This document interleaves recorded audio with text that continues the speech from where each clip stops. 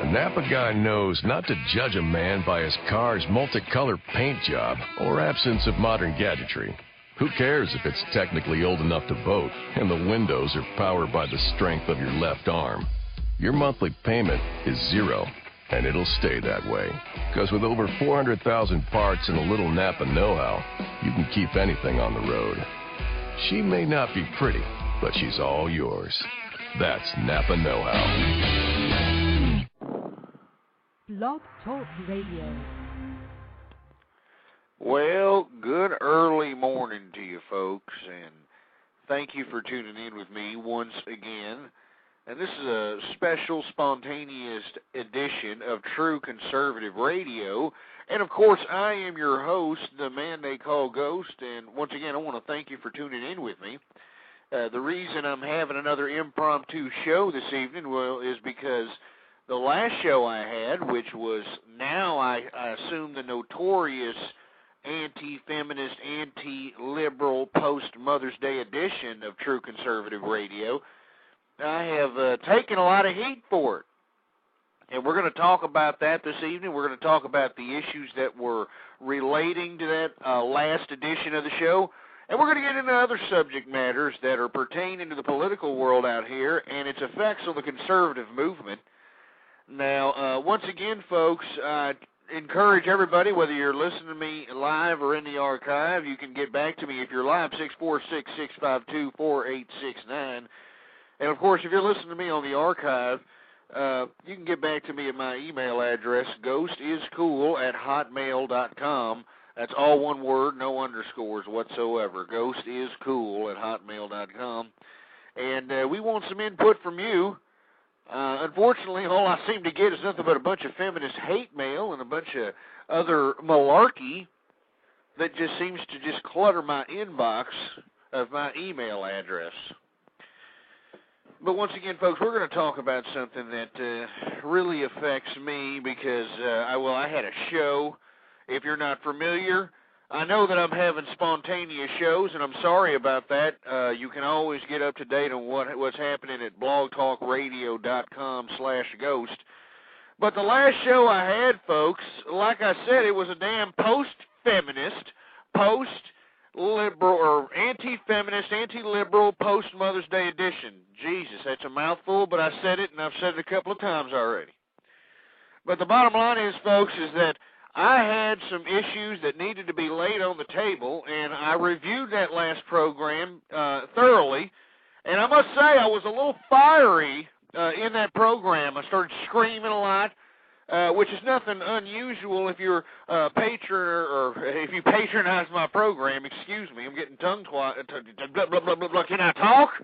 I'm getting tongue-tied like Al Gore trying to explain how he invented the Internet, that global warming piece of just ridiculous garbage trash. Anyway, that's another subject matter. But the point is that I have had a lot of emails. And I've said a lot of things, folks, all right? I've pissed off a lot of people. I mean, I have so many people flapping their fat Cheeto-stained fingers on the keyboard at me. I got death threats. I got all kinds of personal insults, slanderous lies about me. I got people in the damn blogosphere. I'm reading blogs about myself out here just because I have an opinion and because I'm a true conservative. And I'm acknowledging what is happening out here in the social landscape of America. I'm the bad guy. You know, that's what's unfortunate. Because I have moral principles, I'm the bad guy all of a sudden. And you see, this is what I bring forth. This is why I had such a controversial, if you want to call it that, program on post-Mother's Day edition of True Conservative Radio. That's why it was so controversial, because I delved into subject matters that hit a nerve with a lot of these ditzy bimbos that are out there calling themselves feminists, okay? And all I'm simply suggesting is, folks, is that don't take my word for it, okay? I'm just trying to facilitate discourse on the subject matter. I'm simply stating, use your own observations. Go do your own research. This is an actual phenomenon that's happening, folks. The absolute pussification of America. And I know anybody that listens to me and hears that, is laughing and thinks I'm joking. I am not joking about this, folks. I'm not joking about the absolute pussification, the feminization of America. And not only America, but the westernized world, for Christ's sake. And you see, folks, this is what I delved into last program, and I've taken all kinds of heat for it. I've even got head honchos at the local network that I'm broadcasting you from currently talking to me about it. And you want to know why everybody's talking to me about it? You want to know why I'm taking so much flack for this past program?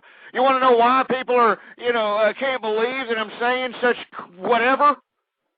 It's because we live, folks, in a pussified society where political correctness, feminism, becomes an authoritarian tool by the closet communists, which are the liberals, which are the feminists. That's why these liberals and feminists want to control the way you think. That's the whole concept of feminism and damn liberalism, you moron. Anyway, folks, I better calm down here. Like I said previous, the reason I don't do too many programs anymore, and these are spontaneous shows, is because my doctor has told me that this program is attributing to my high blood pressure. Yeah. And unfortunately, I've had to slow down on the shows because, just thinking about these subject matters, just looking at it in everyday society, witnessing, observing the absolute pussification of America is absolutely sick to my stomach. And every time I just try, I come up on here and I try to facilitate debate on subject matters of this nature, and everybody looks at me cross-eyed, like I just peed on their baby or something. It's ridiculous, for Christ's sake. I just don't understand why a man like myself, who has decent moral principle, because he approaches certain notions that are deemed non-politically correct anymore, or whatever the garbage is, now all of a sudden I'm the bad guy because I have moral principle. And you see, folks, this is the whole concept of liberalism and feminism, folks. They don't want you to have morals. They want you to be dehumanized. That's why they're all atheists. That's why they're all evolutionists. That's why they're all atheists and evolutionists, because they want to demean humanity down to a point where it's nothing better than a damn animal.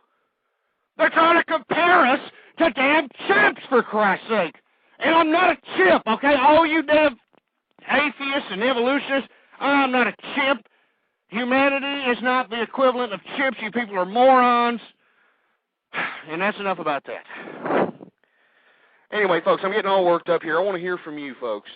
I want to hear from you because, unfortunately, I had a bad windfall when it comes to this post-Mother's Day edition of True Conservative Radio that I've had. I better calm down here. Anyway, I want to hear from you. 646-652-4869 is the number to call. It's a spontaneous edition of the show. And, of course, hold on, folks. I'm just trying to calm down here. All right. As I cruise around the blogosphere, or whatever you want to call this crap, I'm not speaking specifically of the Blog Talk Radio Network, which we are broadcasting from live currently. I'm just speaking of the general blogosphere. And that encompasses every media, whether it's writing, whether it's audio, video. You take a good whiff of what's going on out here in the blogosphere, and what are they talking about? They're talking about absolute horse crap. That's what they're talking about. I mean, what are the viral videos pertaining to anything political? What do you got, that stupid, ridiculous bimbo with big jugs called Obama Girl? Have you heard this slutbag? Have you seen her out there? So, yeah, it's just some ditzy bimbo who doesn't have an idea of what this government or the concept of this government means to us and our liberties and our freedom. She's out there making these stupid YouTube videos of her in a scantily clad outfit, doing some sort of activity that will, emphasize her juggling assets, or what the feminist movement calls assets in our day and age. It's just ridiculous garbage, and this is what viral videos pertaining to political subject matters are out here in the blogosphere, or in the community of blog, and whatever you want to call this crap. It's absolute horse crap to me. And to be honest with you folks, when I first began this program, I was not a internet savvy person. You know, I'm an old school kind of guy. I don't know about you people. I know all you got your little iPods and your little gadgets. You know, you can, stick them on your hand. You can, stick them on your chest. You can stick them up your ass. Whatever the case might be. All right, you got all these little gadgets out here. I'm not like that. I'm old school out here. It's the way it should be. I mean, you notice that the more and more technology progresses out here, the more and more everybody's a damn busybody. You can't even go out there and have a vacation anymore without the boss, hounding you from a damn text message or a damn cell phone message or some kind of crap. But when I first approached the notion of even concepting the show at the time, I was kind of in my infancy when it comes to the internets, so to speak. I didn't really know what I was doing. As a matter of fact, the Blog Talk Radio Network provides a format here that's pretty simplistic for anybody to go out and perform their own show if they wanted to. And you know what, folks? Before I became, kind of internet, I wouldn't say even internet savvy. I'm just on here on a consistent basis. I do collect news from there. I went to certain media outlets to collect news for a certain time period. I mean, I was on the internet. The bad part about it is I wasn't utilizing these tools that were out here for everybody to encompass, if you will. But when I started really reading and understanding the blogosphere, I mean, really understanding it, really trying to take it in, reading all these ridiculous morons that are probably in their mammy's basement, flapping their fat, flabby fingers on the keyboards and creating these blogs. I can't believe morons are actually reading this crap. I'm really flabbergasted that now in today's ridiculous jungle gym of an excuse of a presidential campaign out here, we now have bloggers with the press corps out there, that are out there following the candidates.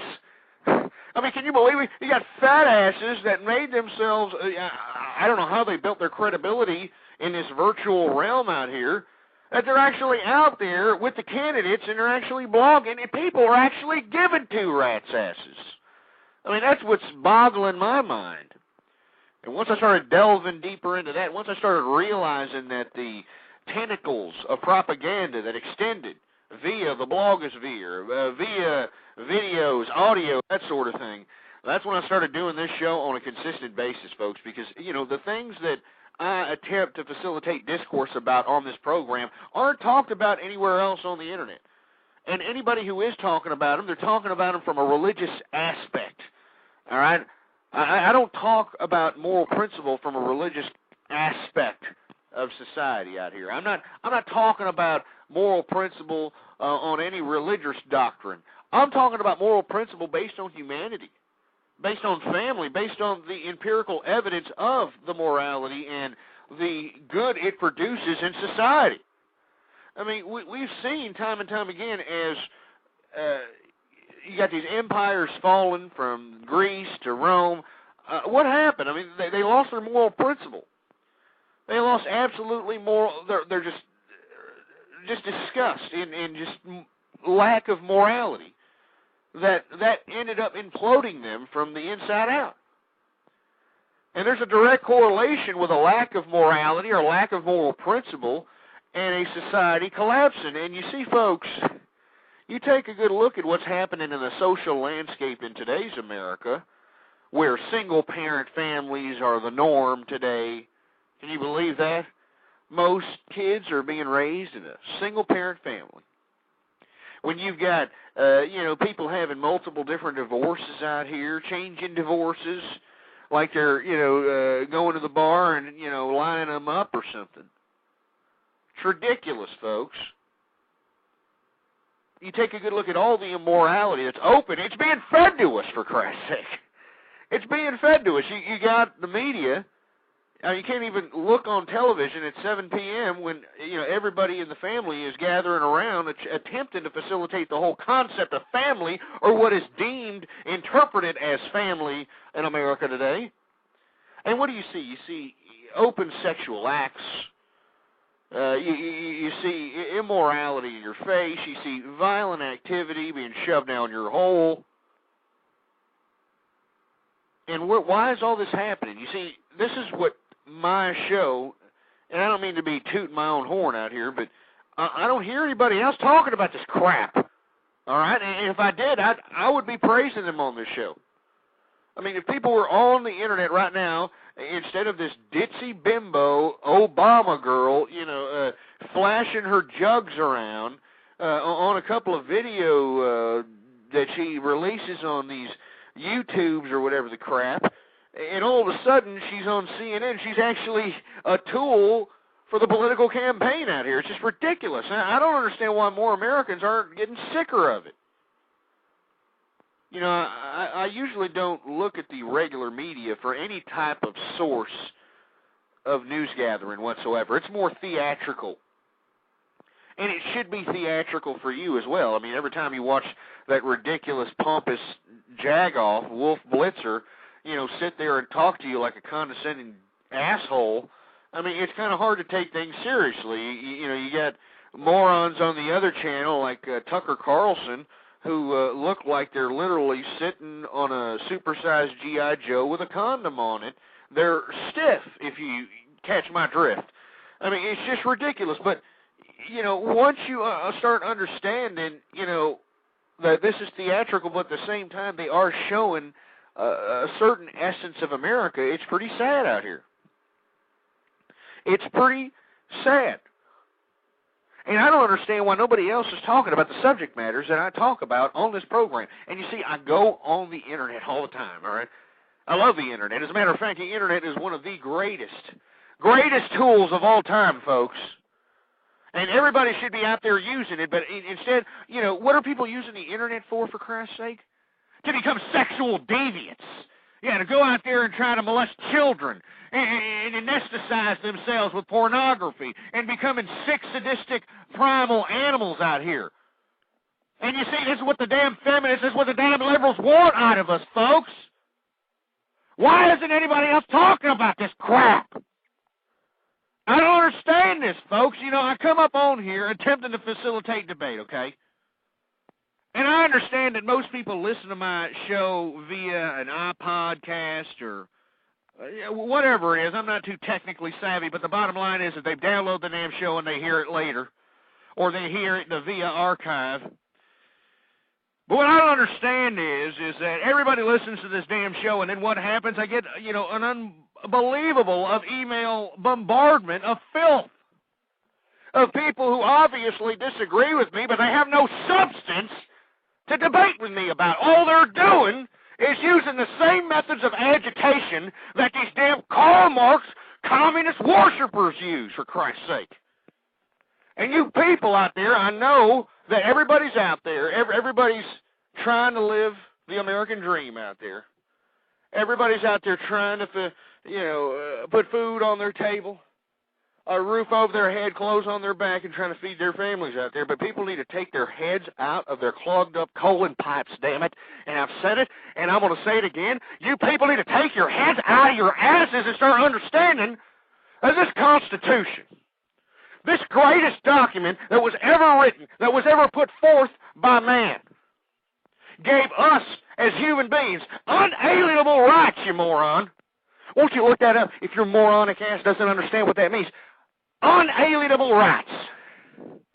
And all these morons are doing, instead of going out there and trying to understand what this bureaucracy of government is trying to do to their lives, what this ridiculous media is trying to do to their lives, what this judicial system, every branch that I just mentioned has been hijacked by liberals and feminists, what these people are trying to do to your life.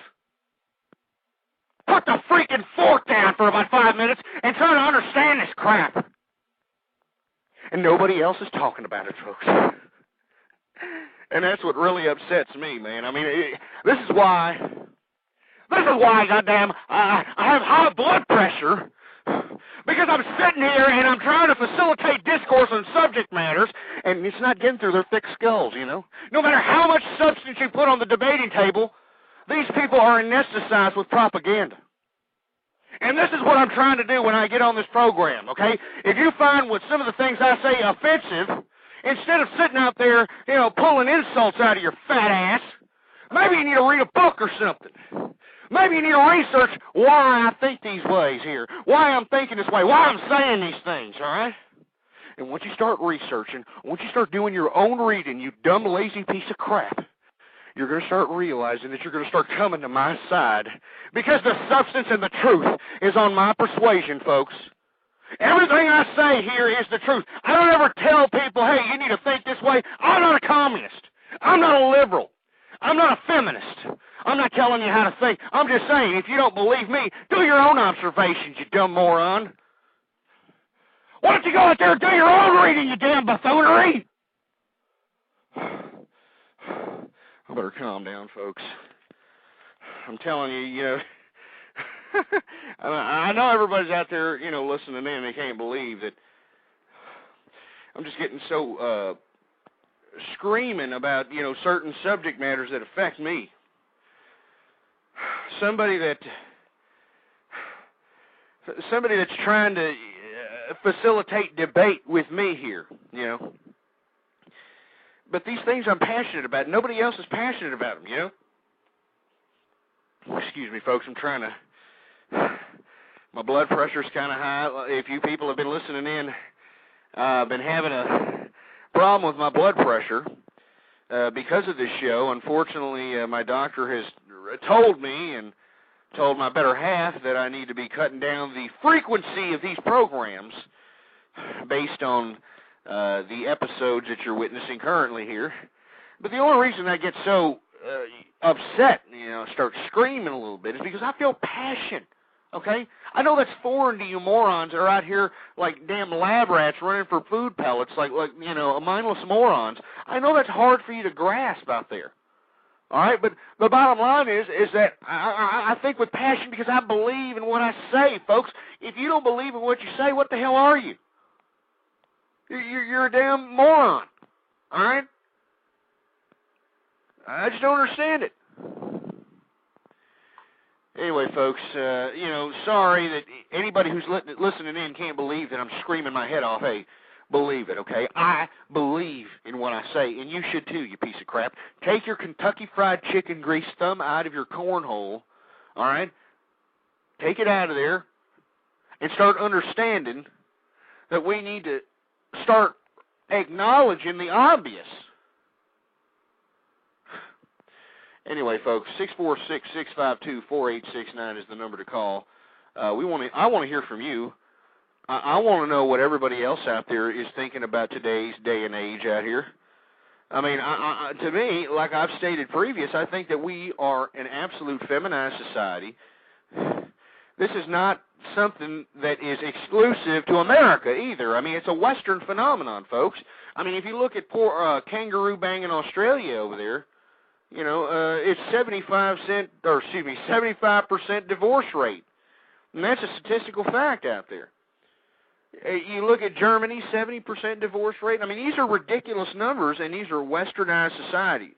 Now, why is there a direct correlation between divorce and westernized society? Well, that's because the people that have basically infiltrated the apparatus that makes democracy. Because you got to understand what our democracy is, folks. It's a social contract. It's Lockean theory mixed in with, Montesquieu philosophy out here. All right? I mean, you have to understand what this document of the Constitution is.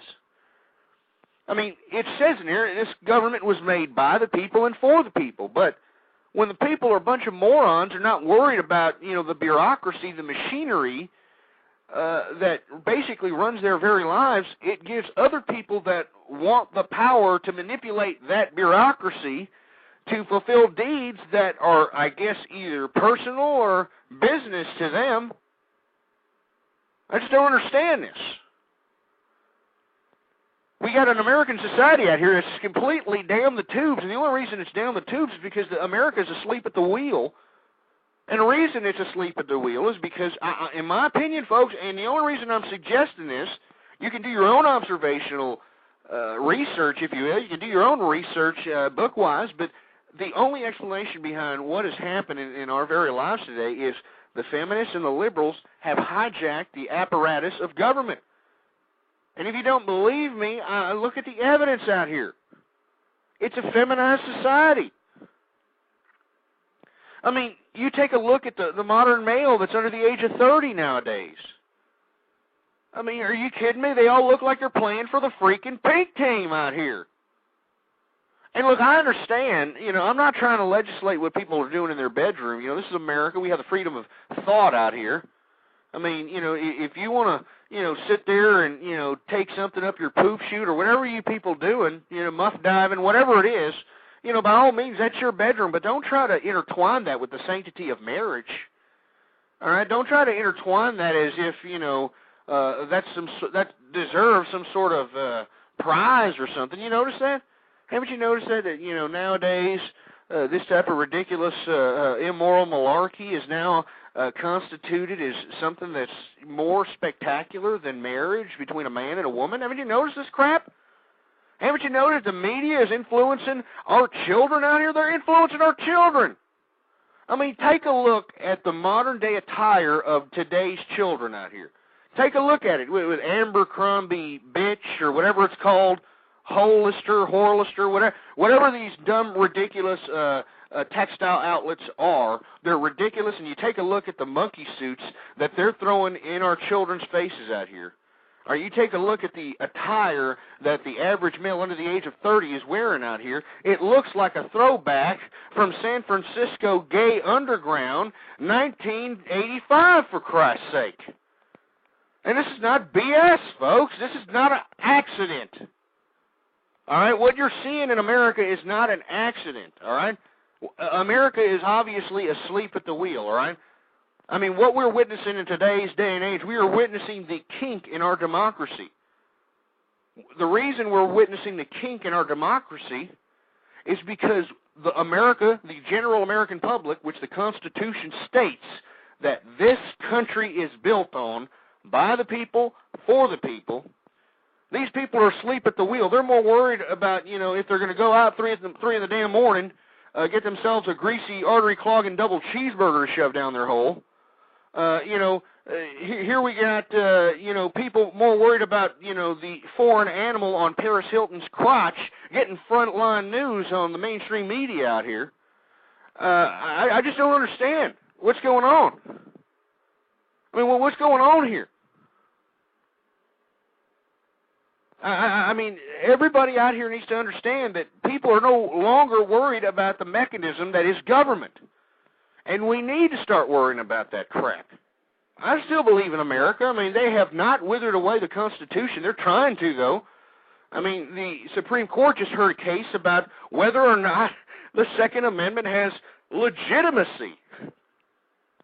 And if you morons don't know about it, look it up, man. I mean, you've got the actual government trying to reinterpret the Second Amendment by stating that it was a misinterpretation all these years, that the forefathers didn't intend for the Second Amendment to be for the general American public. No, that's not what they meant. They meant that the people that the Second Amendment related to was exclusively the National Guard. Exclusively the National Guard, not the general American public. That's a bunch of horse crap. I mean, anybody who has read the Constitution knows it. Anyway, folks, 646-652-4869 is the number to call. This is a special edition of True Conservative Radio, folks. Once again, I know that the title of the program states that, I've taken a lot of heat for the post-Mother's Day edition of True Conservative Radio, talking a lot about anti-feminism, anti-liberalism. But, folks, the only reason, and I hear somebody in the chat room here saying, why does he have to drape his message in vulgarity? Well, because I'd rather have my children hear a four-letter word, rather hear some vulgarity than go out and witness in a damn sex act at 7 o'clock in the evening when the family's sitting there. That's why. All right? I'd rather them be cursing than out there screwing or out there fighting or out there being abusive or something.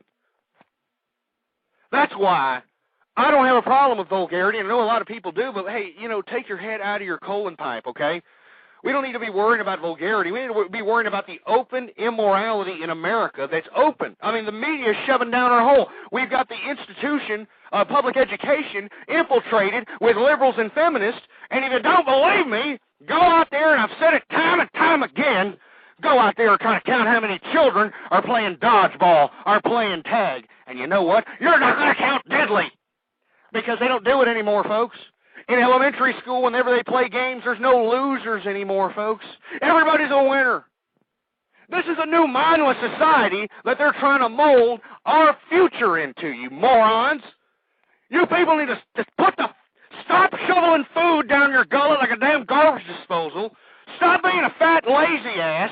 You've got the Internet. The Internet is the greatest tool to humanity. And they're trying to regulate that right underneath your noses, and you morons don't even know it.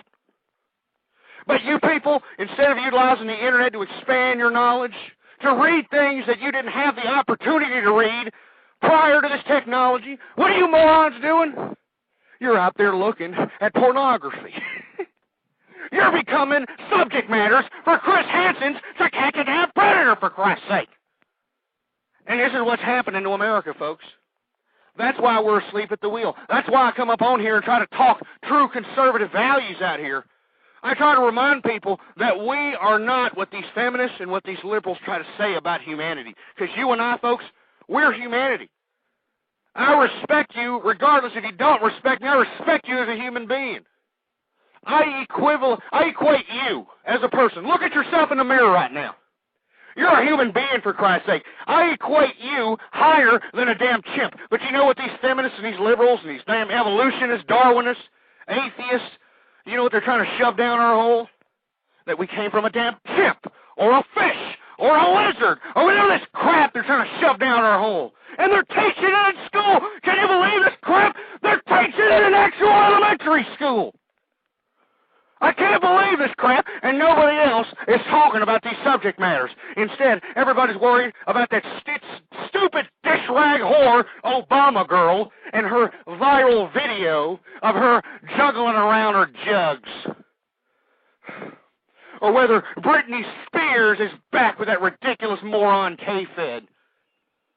Or whether she's out there dropped her kids or had an accident, ran an idiot over or some crap. Wake up, you morons. That's all I'm suggesting, folks. I just don't understand why nobody else is worried about this crap. Don't you understand that the whole reason why they want to demoralize humanity into a point of equating us to a damn cockroach is because that'll make it that much more easier to accept large masses of us of just dying. Who cares? You know, it's evolution. Who cares if 100,000 people die? Who gives a crap? It's evolution. We're cockroaches. We're chimps. That's horse crap, folks. And you know it and I know it. And if you don't know it, you're a moron. You have no moral decency to yourself if you don't realize it. Better calm down, folks. I know everybody in here is saying, well, you know what, Ghost, you need to calm your ass down. You need to calm your ass down, but I can't calm my ass down, folks. I can't calm my ass down. I know you are pacified by going out, you know, anesthetizing yourself with beer and pornography, and you think that's the world. That's not the world, folks. And let me tell you, if you're a two-parent family, folks, I commend you. You deserve all the kudos in the world. That is now almost an endangered species. If you're an original two-parent family that had children and you stayed together, you know that's an endangered species. And you want to know why it's an endangered species? Because that's what they want, folks. That's the whole concept of liberalism and feminism. You see, this is why I take so much flack from the liberals out here. And anybody who criticizes me, folks, that are trying to disguise themselves as something else, like I know a lot of conservatives out here are trying to call me crazy and a kook and a moron. I know a lot of Republicans, well, that's why I dropped the Republican out of this show's name. A lot of Republicans chastising me. But if they're chastising me, that means that they are for liberalism, folks, because that is what is happening in America. Liberalism. And it's open. It's right there in your dumbass faces, and you people are just tickling your ass cracks about it. It's moronic, man. Anyway, 646-652-4869. Let me calm down, folks. I know that I was screaming my head off earlier, and it's just that these subject matters, all right? These subject matters affect me because if we don't start talking about these things, we're just going to see a quasi-communist socialist government erect itself right before our very eyes because the morons that are supposed to be in charge of this country, the American people, are too busy worrying about whether or not, Paris Hilton has her new sex tape out. I mean, this is what's ridiculous. I mean, this is what's sad, folks. I mean, if you think I'm off my rocker, I challenge you. 646-652-4869 is the number to call. I mean, I don't think I'm out of the ordinary out here. I'm just abiding by moral principle, moral ethos. Aristotle wrote about this crap, man. We need to have moral ethos. If we don't have moral ethos, then what in the blue hell is going to happen to us? We're going to turn into animals. And don't you think that may be an agenda by these authoritarian feminists and communists? They want us to turn us into a bunch of animals. You notice how they're anesthetizing us so much with violence. I don't know if you've known about the new games that are coming out today, but this Grand Theft Auto garbage, I think it just grossed, $500, $600 million in game sales. And you can do things like just randomly kill people, rape women, bitch slap, hookers. And I heard you can do all kinds of malarkey with this game. And it's setting sales records. I mean, this is the point, folks. They want us to be animals. They want us to go out there and kill each other and be a bunch of savages. Because what happens then? What happens when we just become just too fanatical to the point where we don't even feel safe walking outside our front door anymore? What happens then? Well, the apparatus that is being controlled by whoever is looking after that apparatus, that is the mechanism of government, they are going to be the ones that are controlling what is happening to our savage society.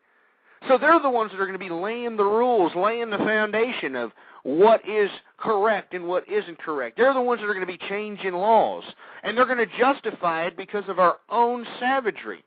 And why are we such savages? Why have we turned into such immoral, depraved beasts?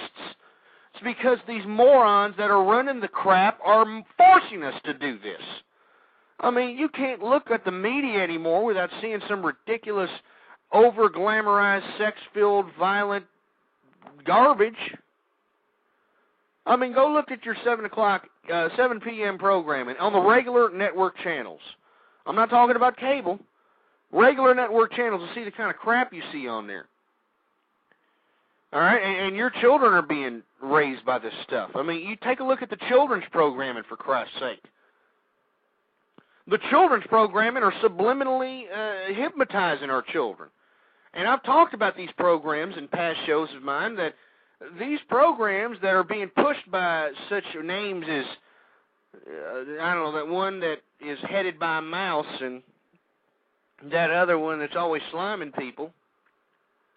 These two networks are out here anesthetizing our children with idols like Hannah Radana or whatever her name is, and, these Jamie Lynn Spears. That's another one right there. And the only reason that I bring her name up is because, well, I can legally do it without getting too much trouble. I can't bring her show up anymore. Got email for that crap. But the bottom line is here's Jamie Lynn Spears. Britney Spears is dish rag horror of a younger sister. Here she is, a role model for young children. I mean, my granddaughter watches Jamie Lynn Spears. And then one day, of course, I'm a news junkie. I'm not, I'm not sitting here trying to look at the news or the mainstream media and utilizing that as fact. Like I stated previous, I utilize modern-day American media as more a theatrical perspective. It's just funny to me. But then Jamie Lynn Spears comes up. Jamie Lynn Spears comes up, and what does it say? Jamie Lynn Spears pregnant at, 15, 16? She's pregnant by somebody who's 20-something years old. Can you believe this crap, folks? I mean, can you believe this crap? And this is what these networks that are geared towards children are trying to push down our throats out here. And, you know, I was sitting there watching the TV, and, of course, because Jamie Lynn Spears is related to that ridiculous nonsense of a piece of crap, Britney Spears, Jamie Lynn Spears' pregnancy was the damn top news of the day. Even though we're in Iraq, you know, there's instability in the world. I mean, gas prices are going up the wazoo, but no. Jamie Lynn Spears, Britney Spears' sister, getting pregnant at 15 was more important than anything else. And they kept repeating it and repeating it. And then my granddaughter comes in and sees her hero. You know, this, I can't name the show, but you look it up for yourself if you're that curious.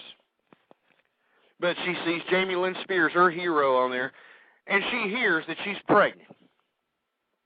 And I got to explain to her why her hero that's being shoved down this liberal media, that why is she pregnant? I mean, can you believe that crap?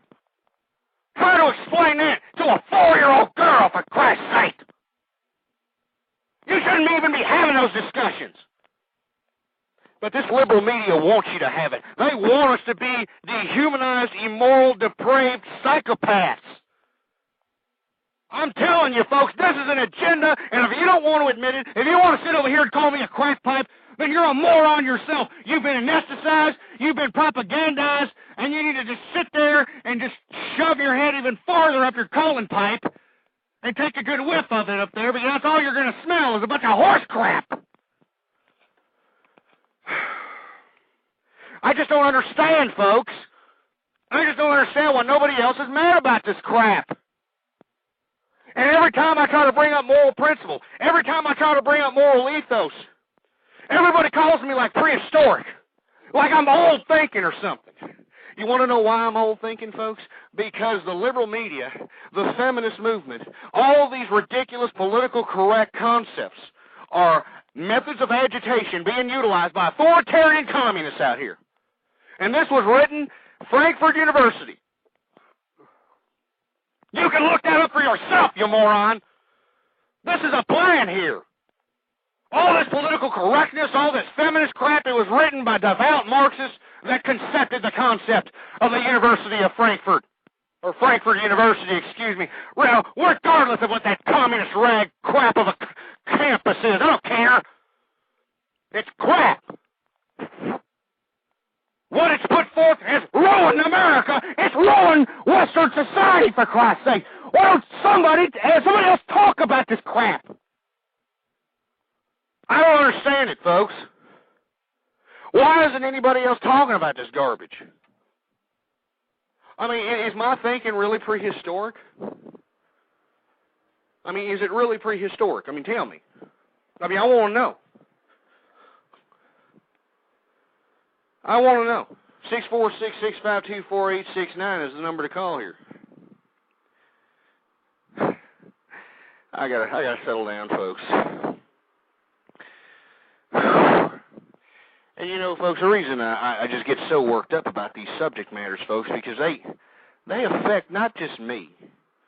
All right, as you can tell, I'm a little old, all right?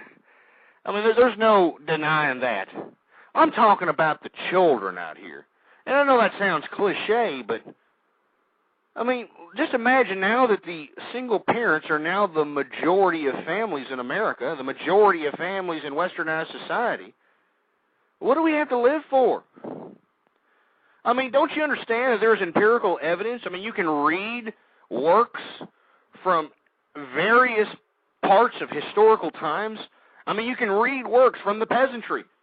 Read journals from the most oppressed societies in the world, and what kept these people together? What kept them going when all else was bad, when they had oppressive monarchies shoveling garbage down their throat? What kept them together? What kept them going? Family. That's what kept them going, folks. Family. And that's where our morals derive from. It's not some religious principle out here. I'm not saying you need to be moral based on some religious doctrine. I'm saying we need to understand that the sanctity of marriage, or the concept of marriage, or the coming together of a lifelong commitment between a man and a woman is a sacred bond, folks. I mean, geologically and anthropology shows that it has empirical precedence over here. I mean, the first civilization, I mean, you know, when they unearthed the fossils and the remains of these people, I mean, there were families. One man, one woman, children. Don't you people understand that? And you see, you got liberals, you got these feminists. Of course, they're trying to make family a bad word out here. You notice how if you're a teenager and you say, I'm doing something with my family, you know, all their friends are going to look at them like they just farted on their Sunday dress or some crap. I mean, it's just the way it is. Family is a bad word in modern society. Nobody gives a crap about families. You want to know why nobody gives a crap about families? Well, because the whole concept of liberalism and feminism has corrupted the minds of people. All right? Specifically, the feminist movement. The feminist movement is at the root of the destruction of the family. You understand? I mean, it's just unbelievable. It's attacked by feminism. If you want to understand what I'm talking about, just take a look at the social landscape, folks. All right? Take a look at what is equated as woman liberation. Take a look at what's attributed and what's equated to woman liberation. If women are out here shitting out about 5 or 6 kids from 5 or 6 different fathers, well, that's woman liberation. If women are, you know, going in and out of divorces and hopping from penis to penis to penis, well, that's woman liberation.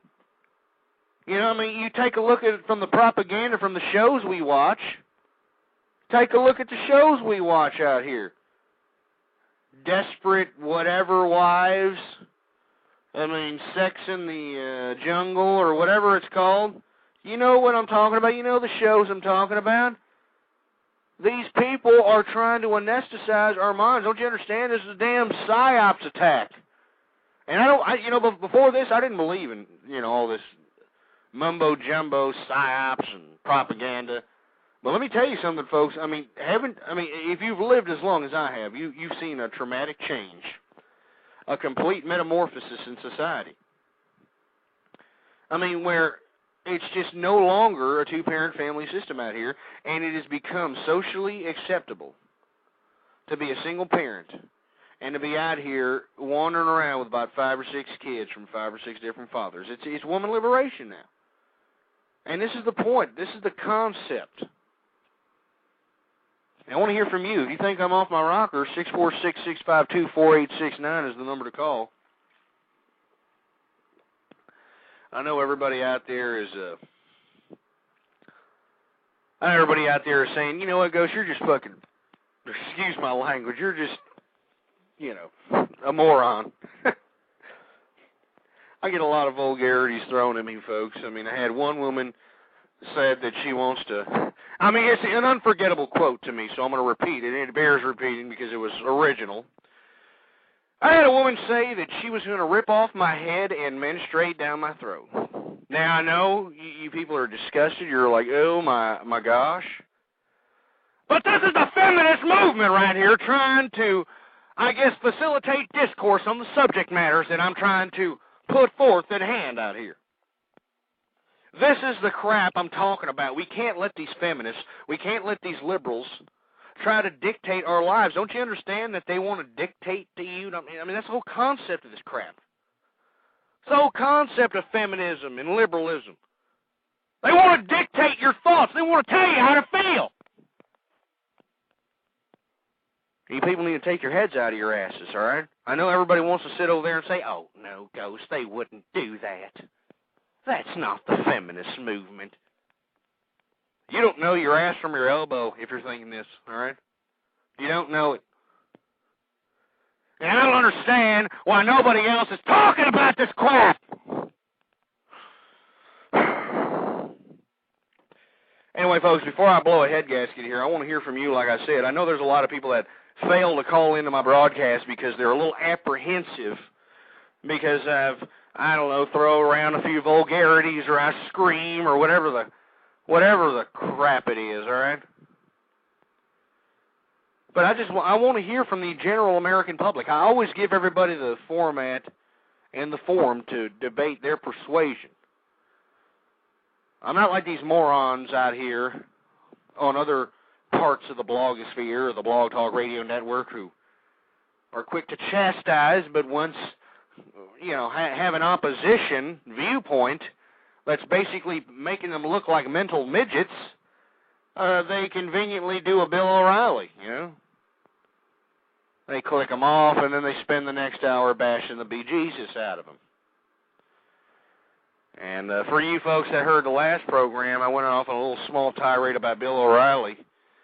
And I had some conservative folk that were, I guess, my fans, but now that I besmirched the great presence of Bill O'Reilly, who's Mr. Conservative America, apparently, which nobody gave me the memo. But because I just besmirched the manhood of Bill O'Reilly, now I'm being chastised by supposed conservatives that like this moron. I mean, folks, how can you like a moron? Like I've suggested previous show, take a look at the affidavit between the lawsuit, or the potential lawsuit that was basically, shoved under the table, if you will, between his ex-producer and him over a sexual harassment lawsuit. I mean, take a look at what it alleges in there. I mean, it alleges that this man called up this female producer and was talking sexual depravity, sexual deviousness. I mean, just absolute filth, all while anal probing himself with a foreign object. And that was alleged in that document, folks. Okay? Now, if it wasn't true, I mean, with all due respect, I know that we are here innocent until proven guilty, whatever the case might be. Why'd he pay her off? That's all I'm asking. I'm just asking a question here. Why did that moron pay her off if she's lying her ass off, if she's nothing but some dirty, ditzy dame that just wants to get her name out there or some kind of crap? Anyway, I don't mean to be dedicating this much time to that ridiculous piece of crap, Bill O'Reilly, but I hate that piece of crap.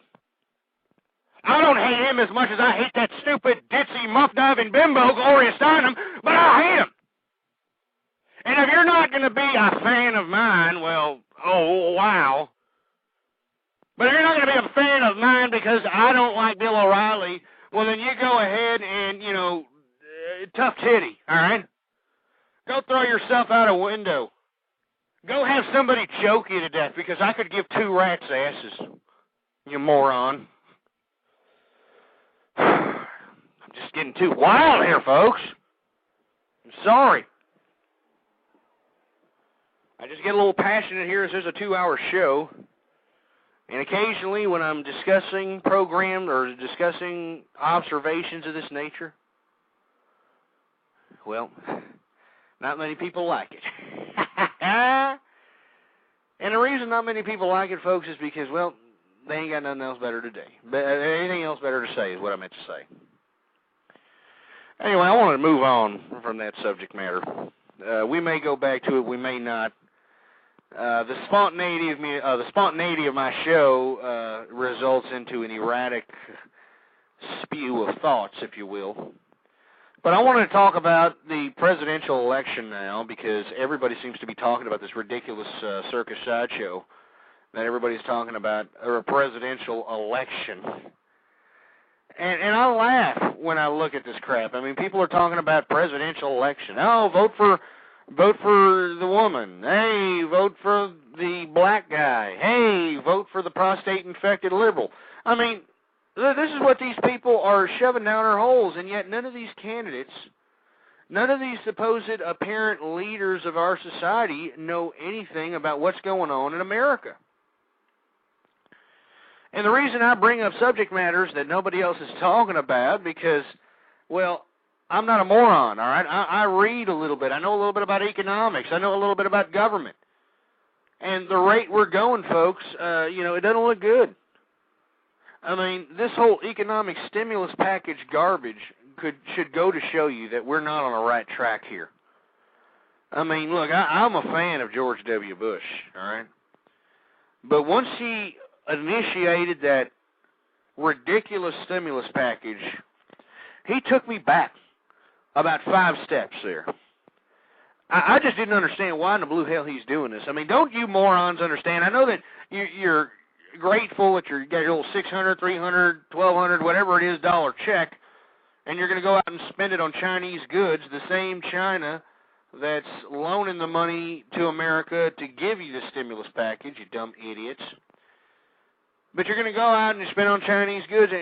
What does that prove? I mean, that's the government giving you money. That's a slippery slope down socialist path, you morons. Why isn't anybody talking about this crap? I mean, why is everybody acting like this is some great deed overdue by the government? I mean, the government bails out corporate America all the time. And they use our taxpaying dollars to do it. Why don't they just stop, why don't they cut the taxes from us? How about that? First and foremost. But they're not going to do that. As a matter of fact, they're going to raise taxes. And on top of raising taxes, because they tax the bejesus out of us already, on top of federal income tax and state tax and city and local tax and all this other horse crap, property tax, sales tax, you get taxed everywhere. We're supposed to not only deal with all this reduction in income, but we also have to settle with the oppression that's going to be put forth by these liberal and feminist-minded, ridiculous mumbo-jumbo, Nimrodic buffooneries, if you will. And it makes me sick that nobody else is discussing these subject matters. I mean, we have an economy that's about to collapse. I mean, every time I suggest that notion, everybody looks at me cross-eyed once again. But you take a look at the statistical data yourself, my friend. All right, our currency is worth diddly. I mean, I was the first one to say here on Blog Talk Radio Network that there are high-end retail stores in New York that no longer accept American dollars and exclusively accept euros. And lo and behold, I try to get around and listen to a few shows on the Blog Talk Radio Network every now and then.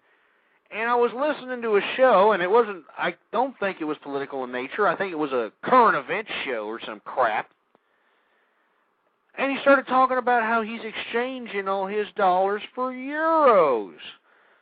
And you see, I would think to myself, is this a real moron in America actually getting on the venue of the Blog Talk Radio Network and advocating exchanging American currency for a European monetary system? Is that what you're suggesting to me? I was thinking maybe this moron is paid to be there. I mean, maybe somebody put him up to it to say that, you know how propagandists are. And believe me, this is a propagandist type thinking here. I mean, I wouldn't doubt if the American dollar begins to be the new penny, because we're so depleted in our integrity of a currency, if you will.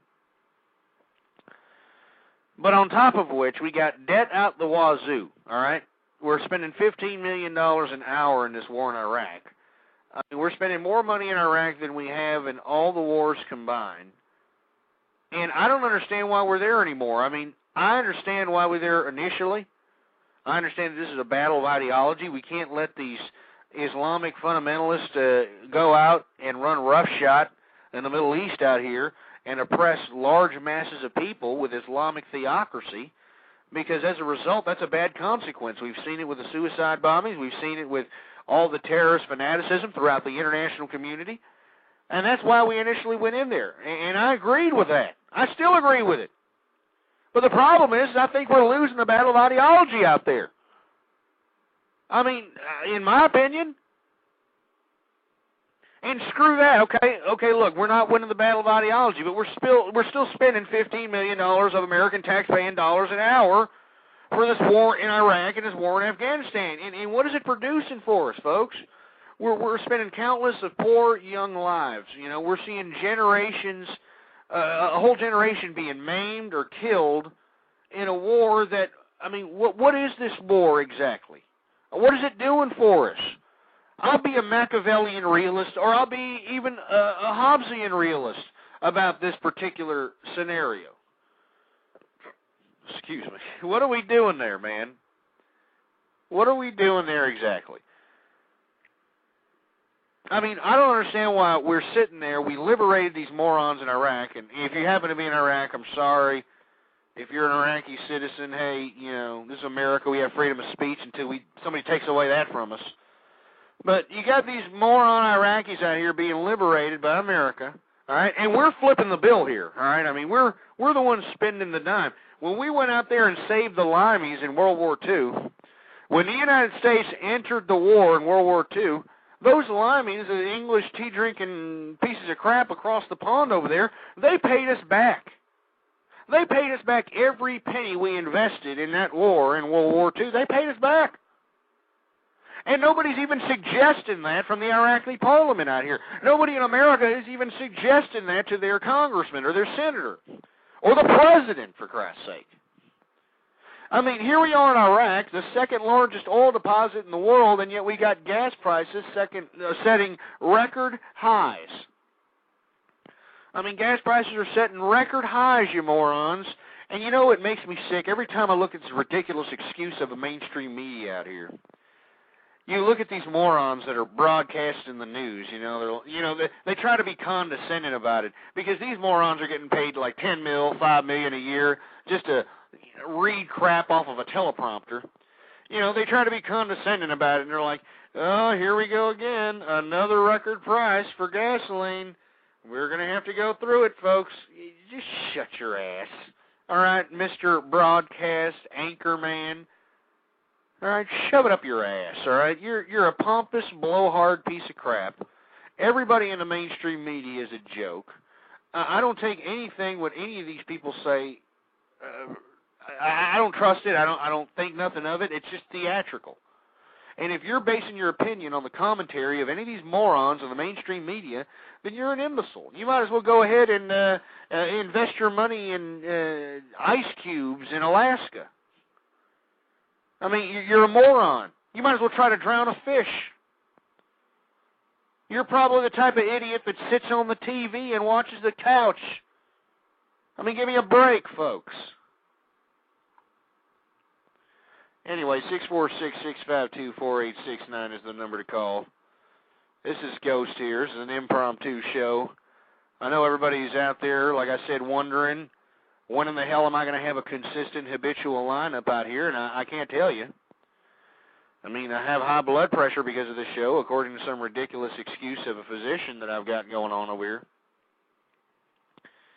So I have to do these shows sporadically. I can't do them as habitual as I did previous, and I'm sorry about that.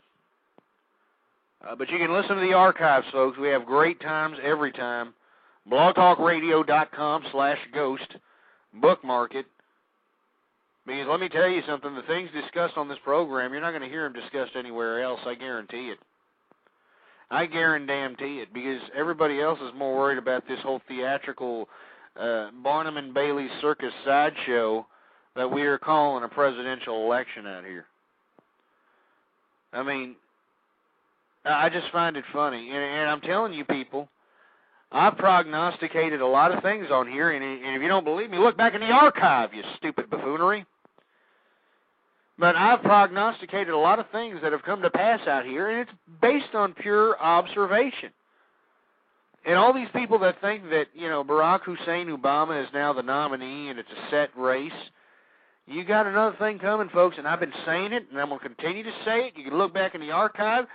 Don't underestimate the Clinton slime machine, man.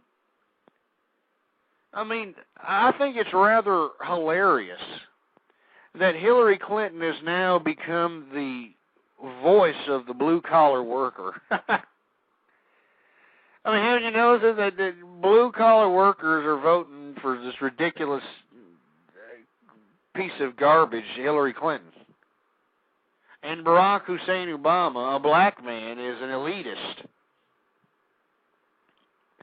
I mean, do you understand how they've got us puppeteers like a bunch of morons? I mean, don't you people understand that? Can't you take your head out of your cornhole for about 5 minutes and just acknowledge that for me? Please, look at yourself in the mirror and just say, you know what, I acknowledge it. I may not tell anybody. I may not let anybody know because I'm a butt monkey. But go ahead, look at yourself in the mirror and acknowledge it to yourself, okay? Because you need to, folks. You need to. 646-652-4869. I'm probably scaring people off. People are probably like, oh, I don't want to call Ghost. He's scary.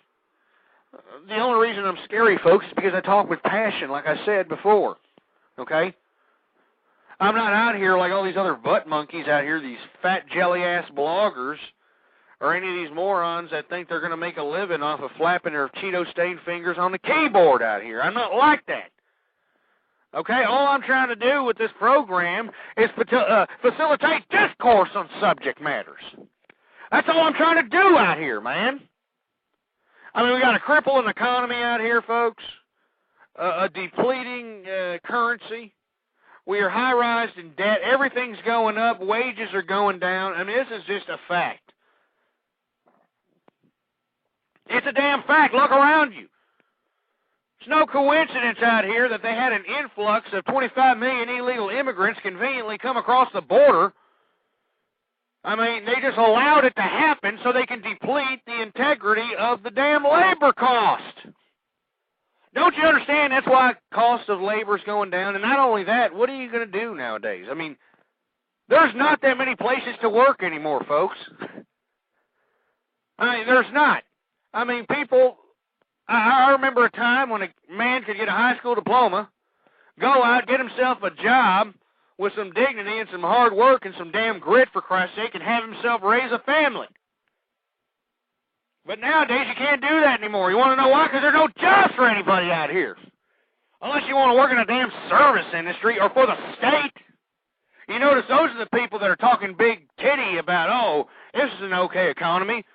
Because they're probably working for the damn state. They're probably teachers. They're probably administrators. They're probably a bunch of damn bureaucrats. I'm talking about the real Americans are feeling this economy out here. You know what I'm talking about. You're going to the store out here. You're seeing the rise in food. You're seeing the rise in gasoline. You're seeing the rise in every damn thing except for the cost of labor in America. On top of which we got the means of production that are no longer in America that are being shipped off overseas thanks to these power-hungry autocrats that we send to Washington signing these imbalanced trade deals, for Christ's sake. All because the American public is asleep at the wheel, folks. They're more worried about, whether or not Paris Hilton has a monkey on her crotch. They're more worried about that crap than worrying about the very apparatus, the governing system that molds their very lives. They're leaving that to the people that really want that power for whatever nefarious reason. This was a country made by the people, for the people, you morons. This is your government, you idiot! Stop worrying about all this garbage that the liberal media is shoving down your hole and start realizing certain substance and subject matters that are going to affect you and me and the American future. And the integrity of American sovereignty, for Christ's sake. I don't understand why you morons can't take your damn heads out of your asses and see this crap. You freaking milky lickers. Jeez. Anyway, folks, I'm sorry. I know I'm getting out of hand here. Let me go ahead and sit down and calm down. Anyway, folks, I want to hear from you like I've said previous. You know the number, 646-652-4869. You're listening to another edition of True Conservative Radio, and I'm trying to catch my voice out here. Excuse me. Trying to catch my breath. Excuse me. I'm telling you, this doctor, he advised me not to do this damn show anymore. He said, Ghost, well, that's not my real name, but he said, hey, Ghost, you're going to kill yourself, man. This high blood pressure is not a joke. And I said, well, you know what? Tough titty, because I'm going to continue to do this damn show. And I don't care if I have a damn coronary doing it, all right? These are subject matters that need to be said, all right? America has lost its moral principle, for Christ's sake. All right, and the longer people continue to deny it, the more and more our society is going to go down the tubes. I mean, nobody has anything to live for anymore. You notice how everybody's living for basically selling out? They're selling themselves out. I mean, this is the whole concept of the feminist movement, folks. I mean, feminist movement is no longer about freedom. Women are free. Women can do what they want now, man. The feminist movement is not about freedom anymore. Now, the suffrage movement at the turn of the 20th century, folks, that was necessary, all right? Women deserve the right to vote. They deserve the right to work. But I'm talking about these Gloria Steinem, muff-diving pieces of social engineering garbage that are out here putting forth these notions and equating woman liberation with women shitting out about 6 or 7 kids from 6 or 7 different fathers. Equating women liberation for having 4 or 5 divorces. Equating women liberation for refashioning the human appetite, or the woman appetite for that matter, into becoming a subliminal prostitute. And I know every time I suggest that notion, everybody's like, oh, are you calling all women prostitutes? He goes, no.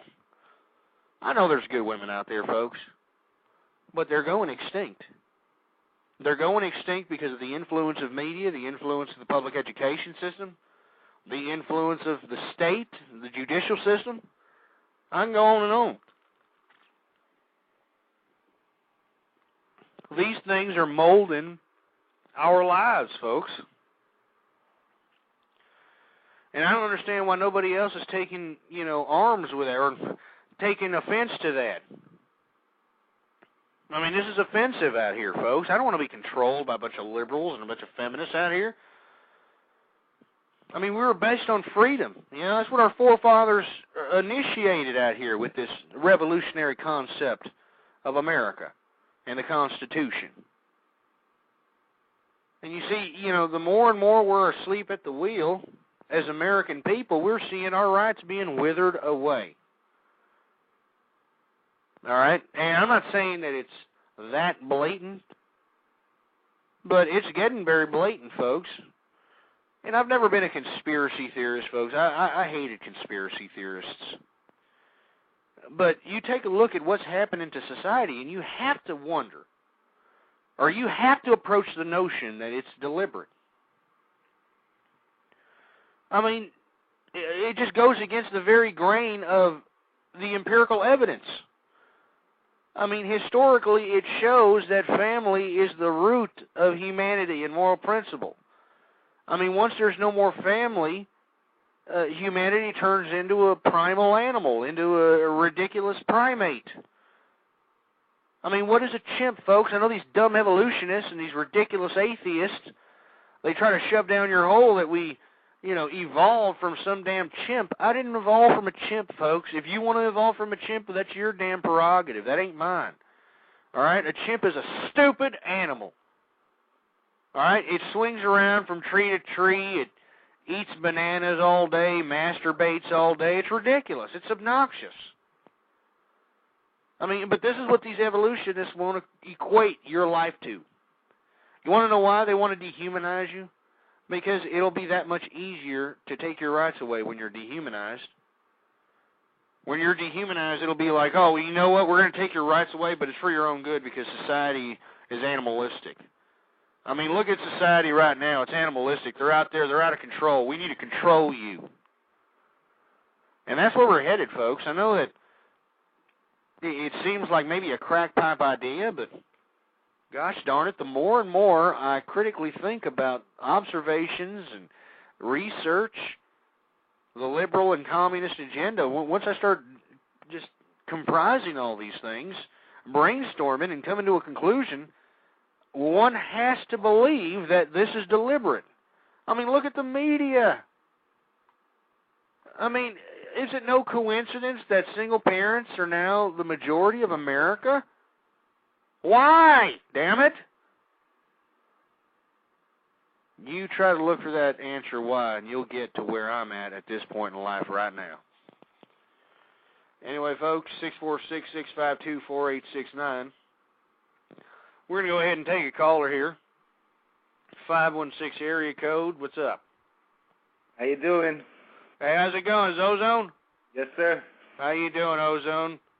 I'm doing pretty good. The main reason I'm calling is to make sure that you don't get so angry, because listening to you, it's really scary at some point that you're really gonna blow your top. And I know you explained that, but well, the reason that I'm just getting so outrageous and you just hear a lot of anger, a lot of just, I don't even know what to call it. I call it passion. It's because I believe in what I say, Ozone. I'm not like these fart knockers out here that are out there just, saying whatever they want to say to appease a certain demographic appetite so that, somehow that'll win them some sort of financial significance in the long run.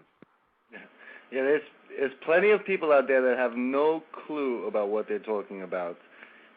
Even today, I called into a show and I asked them, why did Clinton bomb Iraq in 1998? And for 10 minutes they argued with me that Clinton never bombed Iraq. And then I had to prove it, and then I sent them a link, and then they didn't accept they hung up on me. And but they acknowledged that they were wrong, at least. Well, this is what I'm talking about. This is the majority of America out here. Yeah. People are basing their opinions based on other opinions. And this is what goes back to things I've been suggesting in previous shows about calling out ignorance when you see it. If you see some ignorant bastard in some social arena or some social event jiving his ass off about some subject matter that you know for a fact what he's suggesting is just absolute horse crap, then call him out on it. Ignorance is not knowing. Ignorance is not wanting to know. And you see, when you suggested that Bill Clinton, in whatever show, whatever program that you were on previous to this, when you suggested that Bill Clinton bombed the Iraq, or bombed the country of Iraq in 1998, and they were so certain that he didn't, that just goes to show you the stench of ignorance out here in America. Right, but you know what? They argued so hard without knowing. And then after they acknowledged that it happened, they said this kind of point that I made, that Clinton bombed Iraq in 1998, it's just a distraction to take away from the fact that Bush is an idiot. They completely went in one ear and out the other. Many people, including me, and I'm sure you and everyone, once we have our thoughts set in stone, we don't want to accept. It's very hard, it's very hard to accept anything that goes against what you really believe in. Well, true, but people need to understand that they need some substance to back up their persuasion of debate, if you will. I know there's a lot of jag-offs out here that, try to suggest certain notions and put them forth as facts when you know darn well that they're opinions, but they need to be called out on it, Ozone. That's all I can suggest. They need to be called out on it. They need to, be, pulled out of the idiot closet and put a damn dunce cap on their noggin because they're morons. And that's why I try to infuriate the Nimrodic buffoonery out here in America, or whoever's listening in. If they think I'm wrong, by all means, give me a call, 646-652-4869. There's just nothing but evidence of the idiocy of America. Am I wrong?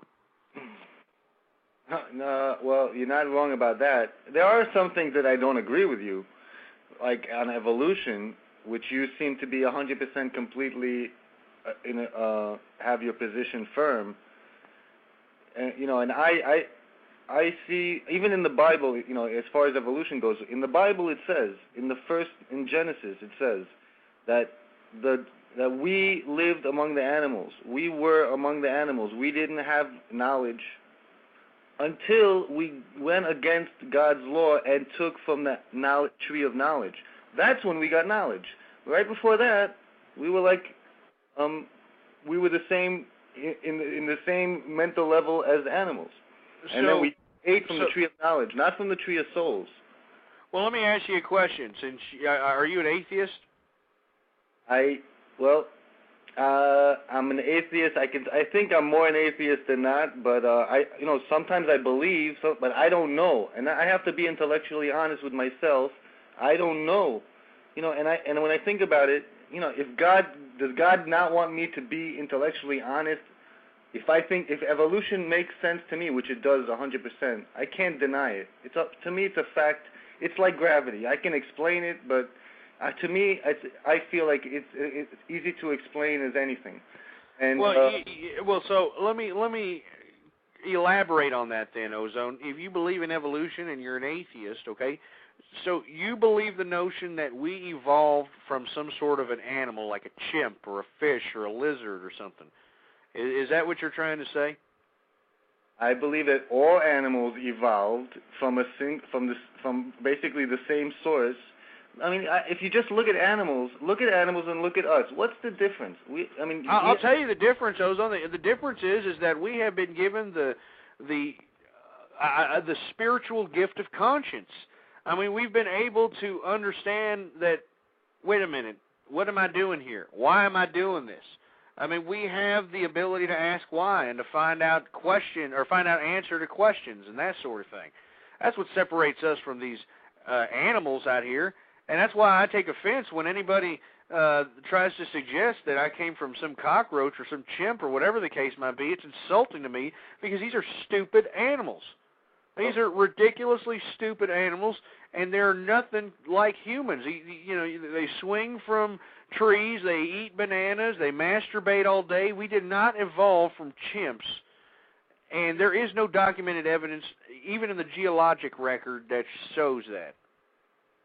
Well, you know, I understand, you know, it's not great to think that we are the same as a monkey masturbating, swinging from a tree, but evolution, the definition of evolution is this: whatever reproduces the most will be more popular in the next generation. Evolution happens with products, and evolution happens with everything that reproduces. You just, if A is reproducing more than B, then the next generation is going to look more like A. And then if it happens again, A is eventually going to be 99.9% of the population. And when you have differences in a group that are reproducing, and you know, and the reproduction rate is based on the success and how much they can reproduce. So it's like a simple process that can be explained, and it makes 100% sense with every animal in the world and us, and it can be verified scientifically. Now, how does God want me to completely deny what I think is logic? You know, I can't. You know, does God want me to see something as logical and say, "Oh, I'm not going to believe that," even though it's logical? I don't know what to do about that. Well, I mean, if you're talking about from a scientific standpoint, of course, all of the animals with humanity are connected through DNA. Was it 98%? It's the 2% and the extra amino acid that, you know, comprises the DNA of humanity that separates us from the rest of the species out here. And, you know, even if you debate it from the point of the way Darwin wrote it in his works on natural selection, not even Darwin intended for the concept of evolution, which, by the way, if you read Darwin's original book, in the introduction of that book, he claims that he didn't have enough time to make a bibliography to cite all his sources. How convenient. And as a result, he said that he would get these sources that he got all this ridiculous notion of evolution from. He'll put the bibliography in it in due time on a new edition. Well, he never did that. And you see, you got all these evolutionists, you got all these ridiculous atheists out here. I mean, they're winning the infiltration of our apparatus of American government. They are teaching evolution. They are teaching atheism in American schools, and I just don't understand why it's just no proof, Ozone. I mean, the only proof that you're suggesting is that because some animals look alike, that some of those animals derive from primitive versions of other animals. All right, and you know, maybe so, maybe there's hybrids, you know, maybe, you know, who knows what happens. But to equate humanity as nothing but a bunch of chimps or cockroaches, to equate humanity to the level of the jungle, in my opinion, just dehumanizes humanity, and it gives those who want to be authoritarians to humanity that much more leverage to do so. I mean, why do you think the communists, and I'll let you speak in a second, those. I want to make this point. Right? Why do you think the communists were atheists? Why do you think they believed in evolution and that sort of thing? Because they dehumanized humanity to the point where they equated a human being just as like a cockroach or a chimp. All right? No, and that's why they killed millions of people, Ozone. They killed millions of people, and that's why millions of people just watched while their tyrannical communist leaders just killed random people for the hell of it because they were anesthetized and propagandized with this atheist evolution crap. I mean, they were dehumanized already. They thought of themselves as nothing more than cattle or cockroaches. And you see, this is not good for humanity. Now, go ahead. Yeah, I understand the value of religion when it comes to adding value to life, but I don't see it as if we say we evolved and we came from the same source that all these other creatures came from. I'm not trying to say that makes us lower. I don't feel that way. Maybe some people can take it that way. I think maybe we should hold animals in a higher regard and have more respect for all life. But I went to Jewish Hebrew school, and we learned evolution.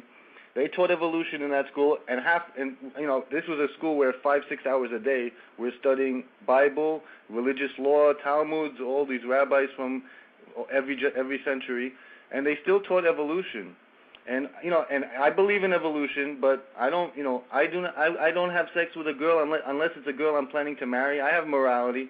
It's not like, I understand that people, maybe communists also happen to be atheists, but, just to equate, I'm saying communists, they did believe in evolution and all that, but I'm not saying, that doesn't mean that if you believe in evolution, that you're evil, Well, you are dehumanizing, whether directly or indirectly, humanity by equating human beings to a chimp, in my opinion, Ozone. That's why the communists were able to get away with so much death.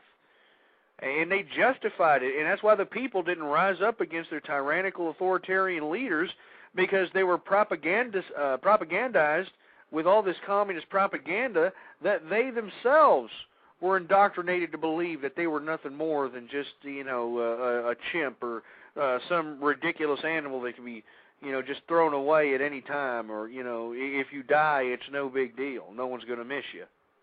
Look, that's what happened, though, right? And all I know is that animals think, and that I don't if you're uncomfortable being compared to animals, that's an issue, but we can't deny that all animals. Look at a gorilla, look at a bear, look at a dog, a cat, most animals, mammals, we all look the same. We have 4 limbs. We call our upper limbs arms, and we call their upper limbs legs, and they use them a little differently. But if you stretch us out the skeleton, the head's all in the same place. The eyes are exactly above the nose, exactly above the mouth. There's a tongue. There's teeth. There's 4 limbs. There's the heart, the lungs, a penis, a vagina, a butt. To say that we're completely different is, just put your arms on the ground, get on your knees. We can't deny it. If it's uncomfortable, it's uncomfortable. And I still hold humanity in a high regard. And we understand the difference, and that we evolved and we have more consciousness and more intelligence, but I can't deny what I see. I believe what I believe. Okay, well, we have to agree to disagree there, because this is one of those subject matters, like you suggested or alluded to earlier, that people are just going to be going round and round. But I wanted to hit you up with another notion, Ozone. Are you still voting for John McCain? Of course. What do you think about Bob Barr entering the race as a libertarian? The math of the elections is the number one problem. It's more important than all of the issues. We can convince 65% or 70% of the Republican Party to be completely conservative, but McCain won with 30%. Because of the math of the elections, because if most of the Republican Party is conservative, and then there'll be 5 conservative candidates, and there's only one Ron Paul, and there's only one McCain, because he's also a little bit off of the party. So there's only one of him. He's a liberal, right? I mean, just please, come on, Ozone. More liberal. He's a liberal. Right, so, but since there's only one of that kind, and there's only one kind of Ron Paul, and there's 5 conservatives running, what happens is, because of the math of the way we elect our voters, it's almost guaranteed that the minority is going to win. Because the 5 split the vote, they get 15, 20. No one understands why Huckabee got 12 and Ron Paul got 14. It's because of the math. The simple math is flawed. Our election process doesn't represent who we elect, and that's why any third party will always hurt the person most closest to them. He's going to hurt McCain. And for me also, the democracy in the 3 branches of government means, and the purpose, the number one purpose, is that no dictator can take over. No one can do, and that's what I see as these liberals, this left-wing propaganda, these communists. I don't want them to even having a chance to try to break through this democracy, which the key point that it needs to do is prevent a dictator from taking over. That's why we split up all the power among all the different branches. So they can't do anything. It's better off. So you think that, conservatives that attempt to approach the notion of Bob Barr, who was once a very conservative Republican, I mean, he was a very powerful man in the Republican Party at one point, until the Republicans railroaded him, just like they railroaded most conservatives. You think that conservatives like myself, which I am not endorsing Bob Barr by any means, because I'm not too thrilled about the Libertarian Party, first of all, but to know that, instead of possibly just not putting anything for a vote, because that's what I've alluded to in previous shows, is that I'm not voting for any of these people for president, to know that Bob Barr is an option kind of makes me feel a little confident. I mean, don't you think that that's a positive thing, or it's a negative? Do you think there's a chance that Bob Banner, or whatever his name is, can win? Well, you know what? Bob Barr, if he could appeal to the conservative base that won Bush the election in the 2000 and 2004 elections, it depends. What I just don't like is that he is under the libertarian banner, and I hate libertarians. I mean, libertarians don't even know what the hell they are. I mean, they're just, it's just a ridiculous concept of a party, in my opinion. Right. Well, I am 100% against voting for any third party that really has no chance to win. Even Ross Perot, he was huge, and he got almost 20%. And that's how Bill Clinton got elected, with 43%, when a majority voted conservative, and then we swear in a Democratic candidate. Because of that's why, political action doesn't come in the voting booth. You don't make a political statement by voting in the voting booth. We don't do that. We have to get the most conservative in there that we can, based on logic and the math of the system that we have now. Political activism you do the rest of the year, getting everyone that you can to understand, but we still have to change the math of the voting system. Otherwise, like I said, the minority is more likely to win because of the splitting of the vote in the primaries and the election.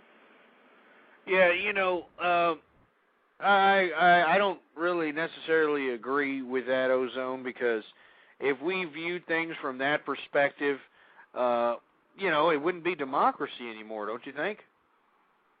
Well, no, I think we should have elections that accurately get what the people want. How can it be okay? That's why Hillary and Obama did so well. It's partly because there's only one black candidate, so he's going to get a certain. He's not splitting the votes that attribute attracts. He's not splitting that with anyone. Hillary's a woman. She's not splitting anyone that's going for that attribute with anyone. And then you got 4 or 5 other Democrats. They're splitting up. They're pretty much the same. There's no real difference based on what people are looking at. And I'm telling you, so whoever is unique relative to the other candidates has the advantage. That's not the way we're going to get what the people want. We have to have it's not one man, one vote is not accurate. It's just not. We need a different system. We need like a 10-point system. a 10-point system, even if McCain wins 30%, if Romney got a 9 out of 70%, because look, it's possible that 65% of the country can hate someone, or 65% of the Republican Party can hate someone, and they can win because they're a unique candidate that attracted 30% of the vote. It just doesn't accurately portray what the people actually want. It just doesn't. Well, yeah, that's pretty sad. I mean, if you're making this realization to me here, Ozone, that what we need to do is just cough it up, take it at the tailpipe, go into the voting booth and vote for somebody based on party principles instead of political, moral, and philosophical principles. In my personal view, I think this just goes against the very grain of what our forefathers suggested in this revolutionary concept of America. And I just don't understand why, in my view, I have to palate John McCain, which is a blatant, unapologetic liberal, a man who is already talked about raising taxes. I mean, he wants to put a gas tax. I mean, like that's going to help America. No, that's not. He wants to make the tax cuts of Bush permanent. He understands reducing taxes. I've read his tax plan. It's he wants to cut taxes. He's not for raising taxes. But he believes in global warming, though, right? Well, nobody's perfect. Well, I mean, the only reason I don't like global warming, Ozone, and I've made this or have alluded to this in previous shows, is that, I mean, global warming, that is a socialist propaganda just campaign, if you will. Right. And I love how they talk about the polar bears, while this phenomenon is supposedly going to wipe out parts of the land that we're living in and probably kill millions of people or cause suffering and damage. And they're like, but somehow they're still talking about the polar bears, like we need to do it for the polar bears. Well, what's ridiculous about it, Ozone, at first, this is how global warming started. You had a bunch of, buffoonery, state-funded scientists that were trying to, continuously get funding on, subject matters, okay? And to continue to get, funding from governments, they had to concoct some ridiculous scheme to milk the government teat. And lo and behold, they got the study of global warming, and I think at this point they have milked the government teat so much that they have to come up with something, because they've spent so much money on researching this crap that the scientists have to put forth some sort of notion about stuff that's happening. And it's garbage, Ozone. It's absolute garbage, and it's one-way trip down socialist path, just like everything else that's being put forth nowadays in American politics. If you read the Kyoto Treaty, and I thank God that George Bush did not sign the Kyoto Treaty, the whole agenda behind this whole global warming concept is to tax, quote-unquote, carbon emissions. All right? Carbon emissions, that includes what you breathe out as a human being. I mean, they are mapping out the whole taxing system on charging us for taking a breath, Ozone. And that's the whole concept of global warming. They want to tax us for breathing. I mean, you should read the Kyoto Treaty. You should read about what these global warming freaks, how they're going to justify this tax, how they're going to tax people based on weight, height, proportion. It's ridiculous. And what I don't understand is the reason they're taxing us, or what they're suggesting to us, the reason they're taxing us, is because of our carbon footprint, quote unquote, what we breathe out. I think it's mostly on the energy that is burned, or how much gas we use, or how much I'm not sure because. Read it, Ozone. I'm not joking. I'm not pulling this out of my derriere. I mean, this is what they want to do. They want to tax people, the future generations, for breathing. What I don't understand is, if we're going to leave a carbon footprint by breathing out carbon dioxide, why don't we put more trees? I mean, why are we cutting down greenery out here and forests? I mean, our carbon dioxide is food for the damn trees, for Christ's sake. Right. I mean, I don't understand why people aren't outraged about this hoax of global warming. And you know what, Ozone, I mean, you got morons literally making multi-billion-dollar industries off of this fanaticism. And I don't know how we got off on this subject matter, but I hate global warming. And if you happen to believe in global warming, you're a moron. All right. Yeah, there's but besides global warming, just, it's obvious that there's pollution coming from cars and trucks, so that's why, I think that if there's any good reason for a tax, it's to put it on something like that. To have a tax, I'm not against it if it's because when you pollute, if you pollute, and there is pollution, global warming is another issue, but pollution, if you're going to drive a car that pollutes, or you're going to drive trucks that pollute 10 times more than anyone else, there is a cost that society has to pay based on the pollution, and therefore, and the only way to get that, to have them pay that cost that we're all going to have to pay, is by a tax. So I'm not against taxes where there's some kind of pollution in the environment. Well, I mean, that's taxing industry. That's not they're talking about taxing individuals, Ozone. I mean, that's what makes me want to puke up nasty chicken grease and corn oil and crap. I mean, we don't need to be taxed for breathing. I mean, I think breathing is a natural human right. It's not. It shouldn't. It's not a commodity. I mean, air is free. I mean, it's bad enough they're charging us for water nowadays. Isn't that ridiculous? I mean, you got idiots buying $4 water out here. Yeah, but you don't have to buy it. Whoever wants. True, but you have the water systems of every metropolis out here purposely putting all kinds of ridiculous carcinogens and all kinds of ridiculous mumbo-jumbo in the water that they're forcing the consumer to go to an alternative. But I'm just saying that, they're charging for everything out here, Ozone. And I know that you like to talk about the economy a lot. As of late, I've been a little critical of the economy. Are you an optimist? Are you still optimistic about the economy, given the stimulus package and all that? Yes. Well, no, not the stimulus package. We don't need that. But as far as the economy, our businesses are getting hurt by taxes, unions, and regulations. That's the key thing that we need to remove. The burdens and we have to remove any burdens or barriers to our businesses as much as we possibly can to have them produce more and compete more. But as far as I see us living today. I mean, everyone has today in their homes and the services that they have today what 70 years ago, 80 years ago, a king did not have. The poor people in America today have what a king didn't have 80 years ago. They have all of it. Everything the king had 80 years ago, and plus 1,000 times more. So, to say that we're not progressing or that things are going down or our economy is going down, we are so living in an economic heaven. Okay, gas goes up $500 a year. Look what people are spending on. People are just not planning ahead. It's, people find that they have no money in their bank and they're in credit, but they've been to a restaurant 1,000 times. They've drunk 1,000 drinks for $6-7 each.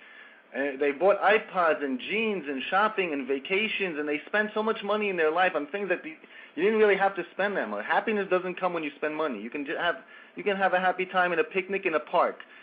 But I agree. People think they need to spend, and then they say, "Oh, I can't afford gas." Look at all the money you spend over your life. I even think myself, I've spent so much money on so much garbage. If I saved and had and decided to value money higher, I'd be freaking set much better now. Well, don't you think that the reason that people can't save is just it'll economically retard our economy? I mean, the whole concept of our economy is based on consumption at this point because we have no manufacturing base. So it's actually those credit lines.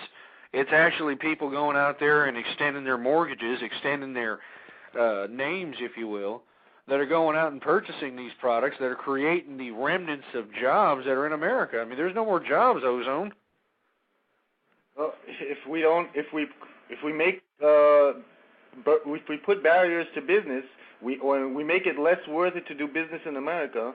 Like I've said many times, America is when you're raising taxes and when you have all these unions and regulations and lawsuits and all these extra burdens on these businesses, America is no longer the best place to do business. You can make a much bigger profit doing the same thing, opening your plants somewhere else, and that's why they're leaving.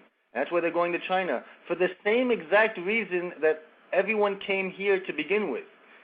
The same reason why immigrants are coming here still till today, and why people came from all over the world and started businesses here when they didn't in their own home countries, is because here it was more worth it to do business.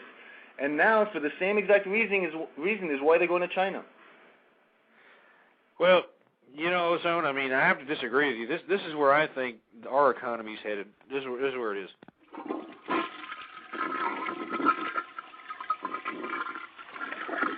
I think that the economy is going down the proverbial toilet out here, Ozone. And the reason I'm suggesting that is because, well, I mean, we have a competing monetary system that seems to be succeeding in its success, if you will. I mean, you've got the euro dollar that's out there being more accepted worldwide than the actual American dollar. The integrity of the American currency is falling down the tubes, and the only thing keeping it alive is our conscience, is our faith in our money, because our money's diddly, man. I mean, we're so far in debt, not only as a government, but as an American culture. No, that's not true. Our money has value. Our money has value. You know, it goes up and down. The rest of the countries is also producing, but we produce more than as a country, we produce more than any other country in the world and more than the entire EU. And that's what's important. How much the value of what we produce is the key. It doesn't matter what we produce. We can produce the most ridiculous thing. If people are willing to pay here and around the world $1,000 each, then that's what's important, the value of what we produce. Look at Kuwait. What do? All they produce is oil, just one thing. But it's of high value, and they have, in return, they trade it, and they get anything they want. Because it's all about trade. If you have something of high value, you can trade it, and you'll get what other things are high value. It doesn't matter what you. But what are we producing, Ozone? I mean, we're really not producing a damn thing. I mean, we're just producing cheeseburgers and entertainment. I mean, everything produced. Granted, it's an American government that's putting forth the money to concoct the idea or the product or the service, but I mean, they're usually shipped off for manufacturing offshore, or they're, outsourced into other countries. And as a result of that, I mean, you can't count that as production. You see, that's what the economists down there in Treasury and financial departments of the American government, that's what they're billing as production.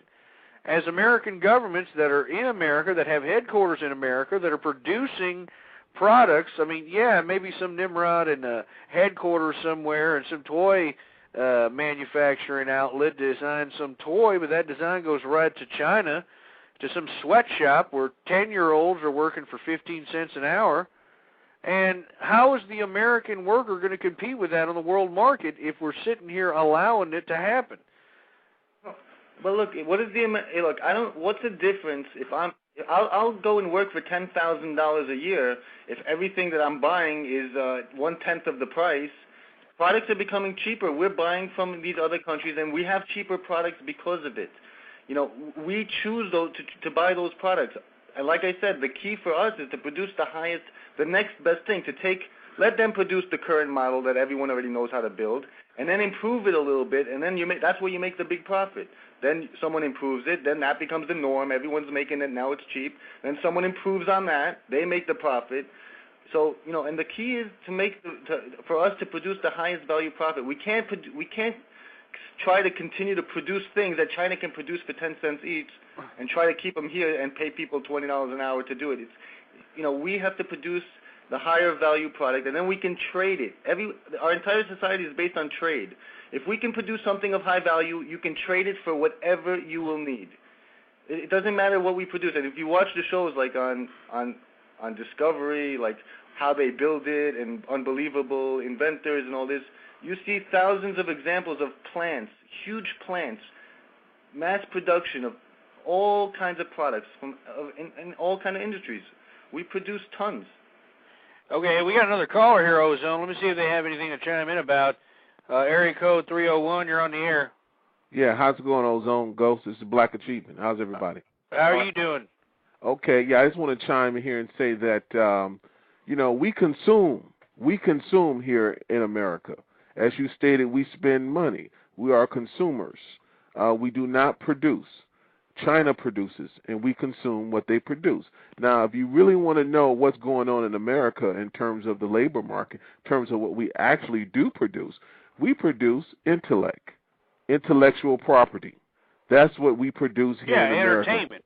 Yeah, exactly. Copyrighted material, yeah. patented material, the pharmaceuticals, some of the computer chips, and some of the other industries that are driven by intellectual property. That's what America does, and we have some of the top universities in the world, some of the top research labs in the world. NASA has celebrating its 50th year with a $100 billion budget.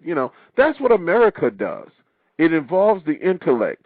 Gone are the days where you can, leave school and get a good job at the steel mill or the auto plant. That type of stuff, no more. No, as a matter of fact, if that's what you're destined to be, you're better off going to China or not Kuwait, but Dubai, to engage in the construction boom, because that stuff simply is not here. And if we had those here, we wouldn't have half of the buildings, half of all the products that are made from steel, which is now produced at 1/100th of the price that it was 60 years ago. Yeah, well, because it's produced in Brazil for a heck of a lot cheaper than you can get it in Pittsburgh. Don't you think that is a side effect, though? There's recourse that we are seeing nowadays. You've got people that are laid off from these jobs that they remain loyal to based on the principle of the American dream, staying loyal to your company, investing in, the company, savings, stock, the whole 9 yards. And here these companies are jumping ship, going to a cheaper labor outfit in some other country somewhere. Here, and you got a bunch of disenchanted ex-workers of this particular manufacturing outlet or production outlet, whatever the case might be, and on top of which we've got an influx of illegal immigrant activity. 25 million illegal immigrants that are working in the United States of America that are devaluing the cost of labor, and you have to compete not only with all that adversity, but we have to have a rise in gas prices, energy prices, food is on the rise, everything's on the rise. You see, it's one thing to say, we're producing great intellectual properties and great things at the corporate front. But as far as the general American populace being able to go and maintain sustenance in society just by going out and working just like everybody used to is out of the question, because we don't have any labor to employ these people. And if we do, they're being employed by illegal immigrants. I agree wholeheartedly, but the nation, the country is waiting on, just as we did at the turn of last century, we're waiting on the next Thomas Edison, the next Henry Ford, the next exciting invention that's going to change our world and going to put people to work. See, we're looking for the next Carnegie Mellon. Where is that happening? That's not. It's called computers, internet. These are infant industries, the computer industry. We think, no, look how great it is because we know where we started from. But we are just in an infancy, and there's huge advancements that America is in the lead, and advancing and making profits and paying and giving our government a lot of tax money. But let me tell you, with these businesses that leave and they send their jobs over, let me tell you something. Either way, those jobs are gone. Either way, those jobs are gone, because look what's happening. Ford, look at Ford, and look how many cars they're not selling. Look how many cars they could be selling. Look how many more plants they could have. If they were competing better with the foreign car companies, they would be employing another 2-3 million people if we had still 60-70%, and they were able to run efficiently. There's 4 million jobs that they should have expanded that they didn't, because the Japanese and other car companies they expanded and they hired those people. If these companies can't compete against these foreign companies, the jobs are gonna be gone either way. Either Ford or a company in America is gonna move over there and keep their business running, and that'll be good for them. But either way, the companies that open over there in China are gonna compete better and win, and they're gonna 70% of the industry. Well, Ozone, that depends on why the reason for the edge. Is the reason for the edge is same as the auto industry is saying that, look, we have to take care, saddled by pension costs, healthcare costs that we have to pay our retirees, and we want a government bailout? Or is the question is, plain and simple, Toyota, Honda, Nissan just make better cars. They have better intellectual property, better inventions, more improvements on the automobile, better marketing, better designers than the American auto company. And if that's the case, hey, it's competition playing itself out, and nothing you can do to stop it. Nothing beats an idea but a better idea, and you can forget it. Yeah, but if you're a company in Japan and you sell the same amount of cars as a company in America at the same price with the same costs, the company in Japan or in China or India or wherever there's lower taxes, they're left with more profit. They have more money to hire better workers, to expand faster. It's more worth it for them to take more risk. While the American company, they don't have as much money to throw around to invest in the new plants, to invest in R&D. There's like $2,000-$3,000 in some cases embedded cost in each car to pay for costs that other companies don't have because of the unions and their pensions and the healthcare. There's like 1,000 or 2,000. That's it right there. That's 1,000 cars, 200,000, 300,000 cars a year. We're not selling. No, Ozone, you make some very interesting points. But look here, General Motors and Ford Motor Company are investing in plants. They're investing in those plants over in China. For them, China is the next big thing. It's the next big market. They've pretty much given up on building cars in the U.S. They're moving over to China and India. That's where they think that the big money is. Now, you talk about Japan. Who is consuming the Lexuses, the Nissans, and the Kias, the Japanese cars? Who are the number one consumers? The car market is a U.S. market. All those cars are sold here in the United States, and we have a way of equalizing any unfair advantage through our tariffs. Now, I don't know if you recall this, but about probably 10 years ago, the Clinton administration wanted to put in some heavy tariffs on Japanese cars. He had to back off of it because the Japanese auto industry is so embedded in the U.S. economy. If you hurt the Japanese auto industry, you hurt the U.S. economy. You look at all these salesmen making top dollar at the Lexus facility, at Infiniti facilities. Hey, you hurting those guys. That's who you're hurting. You're hurting your own people. So this is pure globalization here where everybody is intertwined. The market is really one market, and that's the global market.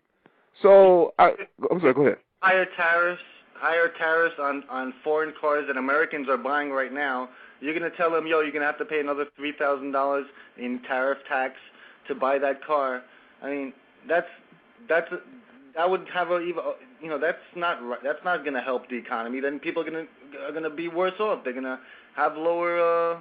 Look, the fact that we can buy computers for $299, believe me, it saves us a lot of money. 10 years ago, we had to buy it for $5,000.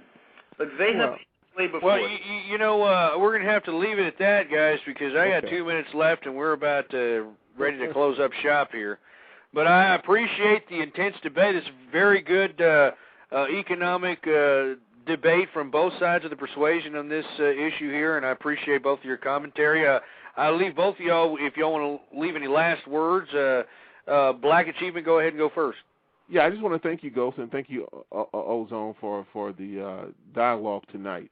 And as I stated before, education is the key in American society. You need to get an education, whether you want it or not. Very good last words. I appreciate you calling in, Black Achievement. All right. You have a good one. And Ozone, do you have any last words, man?